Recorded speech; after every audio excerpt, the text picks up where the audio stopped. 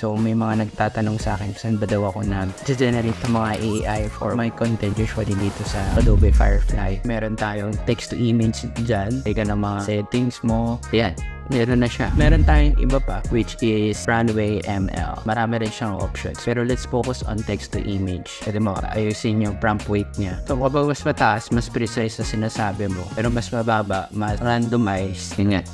Dito naman tayo sa Pika Labs. Dito naman, kailangan mo gumawa ng Discord account. Parang may journey. Pero ang maganda dito, pwede mong pagalawin. Dito, mas prompt-based, hindi siya settings-based. O diba, video na ganda ko ulit. Ito yung mas complicated gamitin. Pero mas maraming ways kung paano mo i-improve siya. Hindi siya ganun ka user-friendly. Stable diffusion ang tawag dito. Mas mahirap lang mag-generate ng super ganda. Pero kailangan mo lang mag-research. Meron din tayong iba na paid dito sa Lexica. Of course, meron din tayo ng Midjourney. So that's about it.